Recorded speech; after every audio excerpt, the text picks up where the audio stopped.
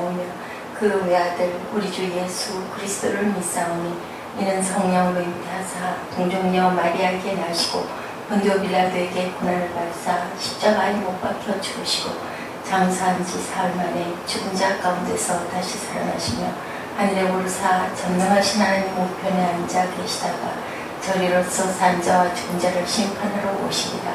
성령을 믿사오며 거룩한 공예와 성도가 서로 교통하는 것과 죄를 사하여 주시는 것과 몸이 다시 사는 것과 영원히 사는 것을 믿사옵나이다. 아멘. 하나님 감사합니다. 귀한 하루 주시고 저희들 아버지 이렇게 건강하게 주님 전에 나와 주님 앞에 무릎 꿇을 수 있게 해주셔서 감사합니다.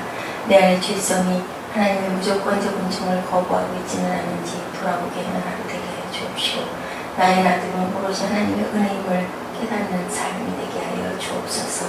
감사드려오고 예수 그리스도 이름으로 감사하며 기도드렸습니다. 아멘. 할렐루야 샬롬 인사하십니다. 할렐루야 샬롬 샬롬 샬롬 샬롬 샬롬. 하나님 사랑합니다. 여러분 주 안에서 사랑합니다. 네, 오늘은 사무엘하 10장 1절에서 5절 말씀 거부당한 은총, 네, 거절당한 은총이라는 제목으로 여러분과 함께 은혜를 나눠보도록 합니다. 네, 어제는 9장 8절이죠. 네, 모비보셋이 그가 절하되 이종이 무엇이게 왕께서 죽은 개 같은 나를 돌보시나이까 라고 이렇게 얘기를 하고 사울이 가지고 있던 밭과 노비와 모든 것을 모비보셋에게 돌려주고 수종 들게 하고 또한 내 상에서 늘 함께 먹을 것이다 라고 은총을 베풀어 주는 그런 다윗의 아주 아름다운 마음의 이야기가 나왔었는데 오늘 10장에서는 네, 반대되는 현상이 일어납니다. 그 후에 암몬 자손의 왕이 죽고 그의 아들 하민이 대신하여 왕이 되니 다윗이 이르되 내가 나하스의 아들 하민에게 은총을 베풀되 그의 아버지가 내게 은총을 베푼 것 같이 하리라 라고 얘기합니다. 나하스에게 다윗이 아마 꽤 그 은혜를 입었었던 어려운 시절에 입었었던 적이 있기 때문에 그것을 그대로 은혜를 내가 은총을 베풀겠다라고 이야기를 합니다. 그의 신하들을 보내 그의 아버지를 조상하라 하니라. 다윗의 신하들이 암몬 자손의 땅에 이르매 암몬 자손의 관리들이 그들의 주 하논에게 말하되 왕에게 말하죠. 왕은 다윗이 조객을 당신에게 보낸 것이 왕의 아버지를 공경하는 줄로 여기십니까? 다윗이 그의 신하들을 당신에게 보내 이성을 엿보고 탐지하여 함락시키려고 함이 아니나이까 라고 그렇게 얘기합니다. 이에 하느님이 다윗의 신하들을 잡아 그들의 수염 절반을 깎고 그들의 의복에 중동볼기까지 자르고 돌려보내매 사람들이 이 일을 다윗에게 알리니라. 그 사람들이 크게 부끄러워하므로 왕이 그들을 맞으러 보내 이르기를 너희는 수염이 자라기까지 여리고에서 머물다가 돌아오느라 하리라 이렇게 전합니다. 다윗의 그 살피는 마음, 사랑의 마음이 나타나 있습니다. 암몬 자손의 그 아버지가 자기한테 그 베푼 은혜를 그대로 돌려주려고 했는데 그 사람들이 일단은 이 땅을 침범하려고 그런다라고 생각을 하고 관리들이 그렇게 고하는 바람에 하느니 다윗의 신하들을 아주 욕을 보여서 돌려보냅니다. 수염을 반을 깎고 엉덩이 중동볼기까지를 옷을 자르고 반을 자르고 그런 모습으로 돌려보내니까 그들이 굉장히 수치스러워하죠. 신하들이 수치스러워하니까 그 얘기를 듣고 오지 말고 수염이 다 자랄 때까지 여리고에 머물고 있다가 오라 이렇게 이야기를 합니다. 나하스라는 사람이 다윗에게 어떤 은총을 베풀었는지 성경에서는 자세히 언급되어 있지는 않아요. 그런데 아마 다윗이 오랜 시간 동안 쫓겨다니는 그 세월이 있었을 때 아마 그쪽에서 은총을 베풀어서 그것을 갚아주려고 했는데 모비보셋에게 베풀어진 은총에 대해서는 엄청난 감사를 듣죠. 내 개 같은 나를 어찌 돌보시냐라고 이렇게 기뻐하는 아주 귀한 그 은혜를 감사하는 그런 기쁨과 반대로 하늘에게는 거부를 당하는 그런 일이 있습니다. 3절 아몬 자손의 방백들이 그 주 하나님에게 고하되 왕은 다윗이 조객을 보낸 것이 왕의 부친을 공경함이 아니다 라고 이렇게 간언을 하죠. 다윗이 그 신복을 보내 의성을 엿보고 탐지하여 함락시키고자 합니다 하는 말에 다윗이 조객을 보낸 호의를 자기들의 성을 엿보고 점령하려고 한 것이다 라고 얘기를 합니다. 이러한 내용에서 우리는 무엇을 생각할 수 있을까요? 베풀어진 은총에 대해 무위보새처럼 감사, 기쁨으로 받아들이는 사람이 있는가 하면 하늘처럼 거부하고 의심하는 눈길로 바라보는 경우가 있습니다. 우리는 하나님의 은총을 거부하지 않고 잘 받아들이고 있는지 그것을 이 말씀에서는 묵상해 봐야 할 것 같습니다. 우리는 어떨까요? 베풀어진 은총에 대해 무비보새처럼 감사와 기쁨의 반응을 보이는 것에 대해서 우리는 그냥 당연하지 그렇게 재산을 아버지 재산을 다 돌려주고 이렇게 내 상에서 밥을 먹으라는 영광까지 주시고 하는데 당연히 우리가 감사하는 게 당연하지라고 생각을 하지만 과연 우리는 그렇게 그 은총을 그렇게 받아들이고 기뻐하고 정말 감사하고 있는지 다윗의 은총을 거부하게 된 원인은 다윗에 대한 의심 때문이었는데 우리는 하나님 아버지를 그렇게 의심하고 있지는 않은지 그보다 더 의심하지는 않은지 이 부분을 저는 생각합니다. 조문객을 보낸 다윗의 고의를 자기들이 성을 탐지하여 함락시키고자 하는 계략으로 이렇게 의심을 엉뚱엉뚱하는 의심을 하고 있죠.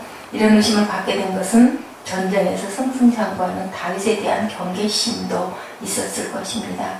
다윗과 친한 관계가 아닌데 왜 우리에게 조문객을 보내나 우리 아버지와 어떤 관계였는지를 이해하지 못한 잘 알지 못한 그 반로에서 일어납니다.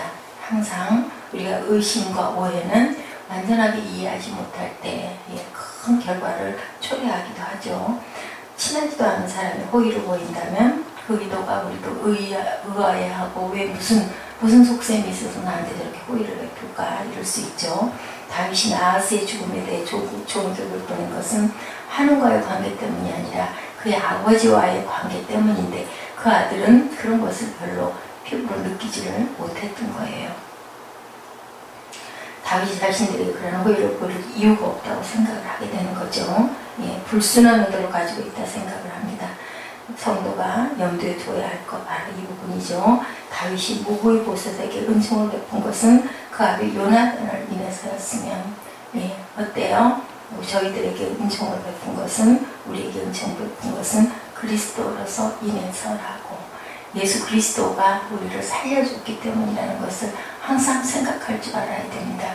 우리가 의롭기 때문도 아니고 우리가 누구보다 더 착하기 때문에 특별히 나에게만 은총을 베푼 것이 아니라 예수 그리스도로 인하여 우리에게 은총을 예수를 믿습니다 라는 그 마음 때문에 예수를 내가 섬깁니다 라는 그것을 하나님이 믿고 우리에게 은총을 베푼다라는 것.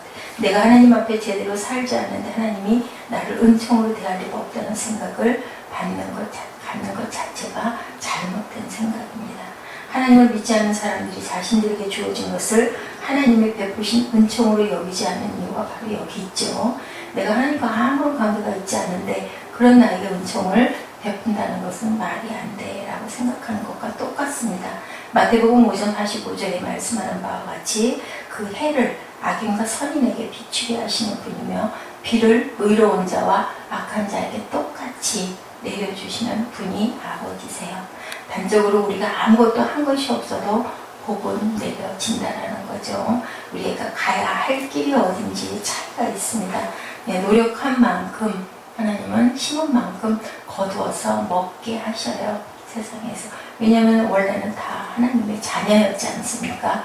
그런데 악에 물들어서 내 죄의 자녀가 됐고 그래서 돌이켜지지가 않고 아무리 열심히 소리를 내어도 문을 두들겨도 그들의 가슴이 완악해서 닫혀있지가 않기 때문에 그래서 저희는 하나님을 아는 저희들은 먼저 간 저희들은 때를 얻든지 못 얻든지 하나님의 말씀을 증거하고 전해야 될 의무가 있다라는 겁니다. 11조 안에도 복은 받고 살아요. 그죠? 아마 그런 이야기를 들으면 교회에서들 또 그럴 수 없다라고 얘기할지 모르지만 사실이에요. 참 악한 사람들도 잘 사는 사람들은 얼마나 승승장구하고 잘 살고 착하고 남에게 해끼치지 않고 또 예수도 잘 믿고 그런데도 아주 어려움을 당하고 살아가는 사람들도 있는데 그런 사람들에게는 하나님이 어떻게 하시나.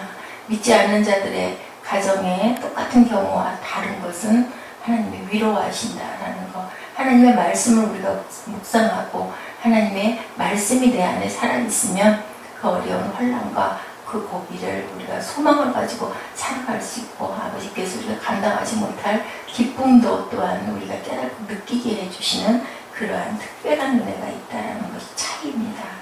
아무것도 한 것이 없어도 은총도 받을 만한 사람이 받게 되는 것으로 복도 받을 만한 사람이 받게 되는 것으로 여기는 것이 잘못됐다. 악인들은 다른 사람들도 자신들처럼 악하다는 생각을 하는 경향이 있죠. 항상 남을 속이고 거짓말하는 사람은 다른 사람이 나를 저렇게 자기가 생각하는 것처럼 똑같이 그도 속일 것이다 라고 생각을 하고 긍정적이고 착한 생각을 하고 사는 사람들은 그 사람 속에 나쁜 것이 들어있어도 접근해 오면 좋은 의미로 받아들이게 되고 그래서 아주 그 곤욕을 당하는 경우도 있습니다. 자기 안에 있는 것의 색깔처럼 상대방도 생각하고 세상도 바라보고 우리가 안경을 빨간 안경을 끼고 밖을 바라보면 온 세상이 빨갛게 보이죠. 파란 안경을 끼고 밖을 창밖을 들여다보면 파랗게 보이는 거와 똑같다라는 이야기인 거예요. 그래서 저는 이런 말씀드려서 하늘나라를 가는 것도 우리 마음에 천국이 많이 들어앉아 있어야 죄가 악이 많이 들어앉아 있지 않고 천국이 많이 들어앉아 있어야 우리가 그 길을 방황하지 않고 헤매지 않고 40년 그 헤매고 돌지 않고 바로 우리가 하늘나라의 아버지한테 갈 수 있다고 저는 그렇게 생각을 합니다.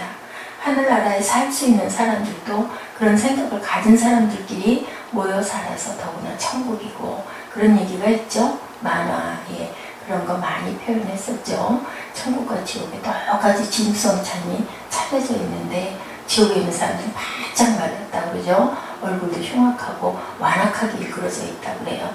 왜요? 자기가 먹으려고 그 팔이 굽어지지가 않는데 긴 젓가락이 있는데 그 긴 젓가락으로 아무리 자기 입으로 집어넣어도 입으로 들어오지 않고 떨어지고 쏟아지고 하니까 천국에서는 마주 앉아서 상대방에게 서로 먹여준다라는 그런 이야기가 있습니다. 이게 뭐 하나의 비유스럽게 그냥 설명하는 이해하라고 이게 하는 아이들에게 들려줬던 동화와 같은 이야기이긴 하지만 그 중심의 마음이 있죠. 상대방을 생각하고 배려하고 사랑하는 마음이 있는 것과 내 이기적으로 요즘에 아주 점점 팽배해지죠. 뭐 자기 개인주의가 너무너무 발달해서 요즘에 꼬마 아이들을 봐도요 얘기를 하다 보면 깜짝깜짝 놀랄 때가 얼마나 많은지 몰라요. 뭘 잘못해도 그렇고요. 나 상관하지 마 이거예요. 아이들이 그런 부분이 엄청 커졌습니다. 뭐 초등학생들은 말할 것도 없고요. 거짓말도 눈도 깜짝하지 않고 정말처럼 우리는 얼굴이 붉어지고 말을 더듬고 우리 때는 그랬는데요. 가슴이 두근두근하고 얘기했다가 탈모가 날 텐데 어떻게 하지? 제가로 말하면 혼이 날 건데 그 더듬으면 벌써 엄마는 보고 네가 거짓말하는구나 아는데 저는 모르겠더라고요. 진짜같이 얘기를 해요. 참 무섭습니다. 우리가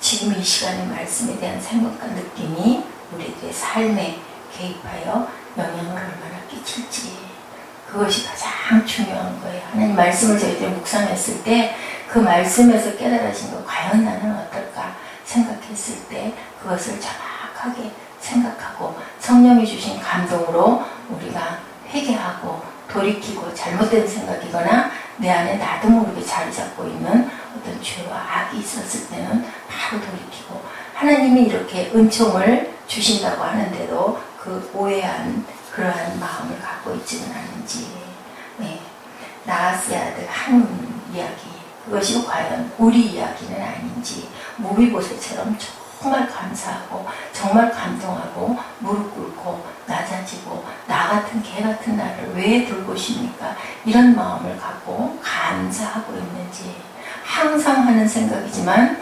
80년, 90년, 70년을 사는 그것도 감사한데 하루가 얼마나 소중합니까? 그런데 우리가 영원히 살 수 있는 은혜를 주셨다고 하면 365일 춤을 추고 있어도 부족할 텐데 우리는 그저 무담담, 무감각하잖아요. 눈에 보이지 않기 때문에 어떻게 알아? 죽어봐야 알지. 한 사람들은 죽어봐야 알아요. 그죠? 그런데 정말 기쁘고 감동하고 감사하고 있는지 느낌과 생각이 있으니 신자로 살고 있다는 생각은 스스로의 느낌과 생각에 속는 거예요. 어떻게 살고 있는가. 예. 우리가 성도의 삶에 어떤 영향을, 어떤 모습으로 우리가 드러나고 있는지, 하나님의 은총을 받은 자로 사는 것은 과연 어떤 모습인지, 나의 오늘의 모습은 그런 은총을 받고 살고 있는지를 생각을 합니다. 해봐야 합니다. 은총을 거부하는지 아니면 진심으로 은총으로 사는지 삶을 통해서 알 수 있죠. 우리 삶에서 나타나고 있죠. 어저께 그 최일도 목사님의 이야기를 했지만 유학을 가려고 하다가 춘천을 가려고 청량리역에서 기차를 타러 가려고 하는데 자신의 앞에 푹 꼬꾸라졌던 노인, 시간이 급해가지고 사람들이 웅성웅성 모여들고 하니까 그냥 얼른 기차 시간 놓칠까봐 달려가서 실컷 시를 쓰고 해가 뉘어 저물 무렵에 땅거미가 질 무렵에 다시 청량리역에 내렸는데 깜짝 놀라죠. 그 노인이 쓰러졌던 그 자리에 그 노인이 그대로 그 시간까지 넘어져 있는 그 모습을 보고 얼마나 충격을 받고 놀랐는지 모릅니다. 식당으로 데리고 가서 식사는 하셨습니까? 그러니까 못 먹었습니다. 아무도 먹을 것을 주지 않습니다. 라고 이야기를 하죠. 그 노인을 바라보면서 허겁지겁 식사하는 노인을 바라보면서 가슴에 커다랗게 그 구멍이 뚫리는 그러한 그 감동을 받고 내가 목회를 어떤 방향으로 해야 될 것인가, 공부를 더 많이 해서 교수가 되려고 유학을 가려고 비자를 받아놨는데 과연 나는 이것을 잘하고 있는 것일까. 거룩한 부담이 들어서 그때부터 이렇게 불쌍하고 헐벗고 굶주린 자들을 내가 돌봐야 되겠다라는 생각으로 수레 하나를 사가지고 거기에 라면 박스를 싣고 양동이와 라면 박스를 싣고 다니면서 배고프고 헐벗고 굶주린 자들을 무조건 그것을 펴놓고 라면을 끓여 먹이고 국을 허먹이고 이렇게 시작된 게 그 최일도 목사님의 바퍼였었죠. 다이 공동체가 탄생하는 그런 기초가 되었는데 그분이 뭐 그렇게 유명해지고 싶어서 그것을 했겠습니까? 자기의 꿈은 교수였었는데 유학을 가려고 대학원 졸업반 그 이야기 그 시간에 그런 일을 겪고는 이렇게 인생이 전환이 되게 된 것처럼 예수의 모습을 사람들은 그 목사님을 보면 목사 하면 어떻게 생각할까요? 따뜻한 밥을 주시는 분, 그런 저희들이 되어야 할 건데 과연 우리는 그렇게 하고 있는지, 무엇이 되고자 하는 게 아니라 내가 지금 무엇을 하고 있나를 생각할 줄 아는 저와 여러분 되시기를 주님의 이름으로 축복합니다. 아버지의 은총이 거부당하고 있지는 않은지 우리에게 생각하시는 시간 되시기 바랍니다. 기도하십니다. 하나님 감사합니다. 하나님께서 우리가 의로워서 착해서 누구보다 더 성실해서 누구보다 더 거룩해서 은총을 베푸시는 게 아니라 은총은 똑같이 베풀어진다는 것을 생각할 줄 아는 저희들, 하나님이 지금 저희를 바라보고 계신다는 것을 잠잠히 바라보고 계신다는 것을 생각하고 하나님 보시기에 온전한 모습, 사람이 기뻐하는 저희들이 아니라 먼저 하나님이 기뻐하는 저희들, 하나님이 인정하는 달과 같은 그런 품성을 가진 저희들이 될 수 있도록 오늘 하루도 주 안에서 아름답게 닦여지는 그러한 그릇이 되게 하여 주시옵소서. 감사드리옵고 예수 그리스도 이름으로 감사하며 기도드렸습니다. 아멘. 하늘에 계신 우리 아버지시여, 이름이 거룩히 여김을 받으시오며 나라의 임하옵시며 뜻이 하늘에서 이룬 것 같이 땅에서도 이루어지이다. 오늘 우리에게 일용할 양식을 주옵시고 우리가 우리에게 죄 지은 자를 사하여 준 것 같이 우리의 죄를 사하여 주옵시고 우리를 시험에 들게 하지 마옵시며 다만 악에서 구하옵소서. 나라와 권세와 영광이 아버지께 영원히 있사옵나이다. 아멘. 할렐루야.